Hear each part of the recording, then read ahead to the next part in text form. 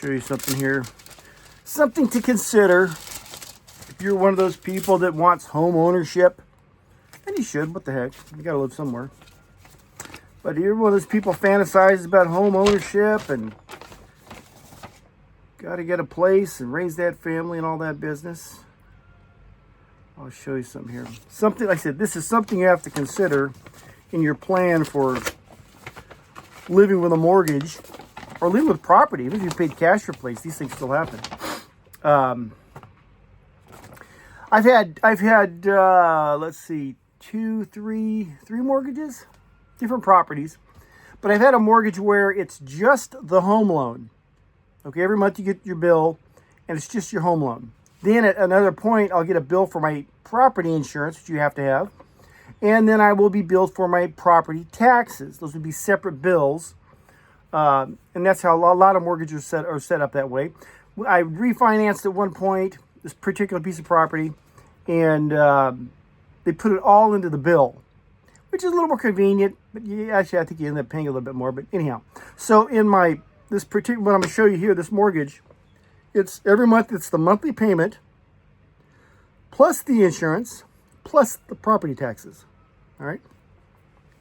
Now, most people, I hope you're smart enough. You know, someone wants to buy a home or this, that, or the other. I never get an adjustable rate mortgage. I always get a fixed rate mortgage because I want to have consistency in what this payment's going to be. All right. So it helps me plan and budget for my future. All right. Common sense. Now, I've gotten letters like this before, never to this amount. I've gotten 3 or 4 of these over the life of this mortgage. And let's do it like this.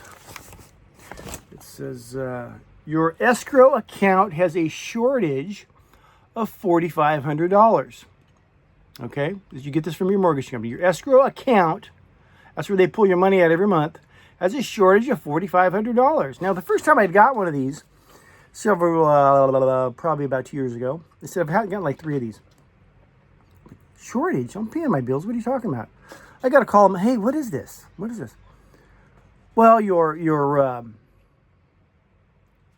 expenses have gone up. At that time, it was one time it was taxes. Your property taxes went up, California, and then another time it was my property insurance went up, and that comes out of your escrow account because I don't pay it separately. Now, either way, whether it's in your bill every month or not, you're paying. You still get the bill. You're still paying the same amount of money out. So that's not. I don't want to confuse that. You're going to pay this either way. But here it is. I get, let's say I, socked away my cash for a down payment, and then finally got a loan, found a place, got the mortgage, got it set up. It's a tight situation on the budget, but hey, I'm making enough to eat, live, do whatever, and make this mortgage payment every month. I'm paying for this property and all the expenses that go with it. So most people, will kind of figure, okay, well, I make this much, I can afford this much a month or whatever. Well, what happens if your insurance goes up? What happens if your taxes go up? Your property taxes. Now all of a sudden, hey, we need $4,500 more from you on top of your payment. You can't plan for that. I mean, you could assume it's going to happen. I've never seen insurance go down, or taxes for that matter. But here it is when someone's trying to sell you this home and sell you on this mortgage and this American dream. What if you've been on this property for paying this mortgage for 2-3 years and money's tight, or maybe your job's in a different situation, or something's changed, or you've picked up more expenses, or whatever the case is, and you get a bill for $4,500. Now you might say, well, it could be your tax bill. Your taxes went up. Well, I didn't anticipate that. I anticipated a payment of this much. Well, yeah. Well, guess what? Now you got taxes to pay for. Your taxes went up. Those go up all the time. See, so you have to have in your plan. It's not. And here's the other thing, because this past year, this would be 2024 when this is what this tax statement was for. There was a shortage, so I had to come up with $4,500 out of my pocket on top of the payments I'm making. Oh, and because there's a short, because all these things have gone up, guess what? Your payment's no longer, let's see, your payment's no longer $2,600 a month. It is now, I paid this off. Let's see, I think it's $2,900. Let's just say my payment went up like $300. So I'm working hard to make this payment. I got to come up with $4,500, and oh yeah, next month your payment is another $300. American dream. Got to get a house. I said, I'm not criticizing people. I know people, they want the wife, the kid, they want to get a home and build all this fun stuff, this and that. You better plan for all of it. Then what if your roof leaks? Well, guess what? You're paying that $4,500 bill to your taxes and insurance before the roof, or that kind of stuff. What about that boat you wanted to get? You want a house now, but you got a mortgage. You ain't got no boat. That stuff's over. Unless you're just wealthy. Again, another thing, this piece of property just got, last year was, I don't want to say annexed. Maybe that was the city. It's now in the city. It's no longer the county. And I get a bill that says, hey, you owe us a couple $100 for not paying for your trash. I pay a private company for the trash there. Well, no, you pay the city now for your trash. I call this gal. I say, hey, what's this? All right, I don't have trash for you guys. Well, we have a couple of cans out there that blah, blah, blah, this and that. We were hid somewhere or whatever. And you haven't paid it yet. Well, I've never got this bill before. I don't know why I'm paying you guys for my trash when I'm paying someone else for my trash. He said, well, you got, we gave you 6 months. You've been annexed into the city. Now you have to start paying for your trash. I said, when did all this happen? And she used this word. Well, at January of 2025, we forced this on you to be, you got to do what everyone else does. I said, say that again. She goes, no, we forced this on you. You don't get a choice. This is the lady on the 800 number you called about your bills. No, we forced this on you. Now, what if there's some legislators, some brains in the city get together? We need to raise this to $150 or something. Guess what? What do? You think you're gonna oppose it? Maybe you could, but don't you have time? Better time spent doing something else. You see how this gets?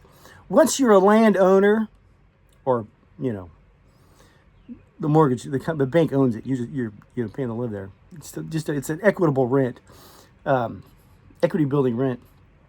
But you're just a target now. Once you enter the system and you have land, then you know why these old cranky Republican types who have land are so pissed off all the time.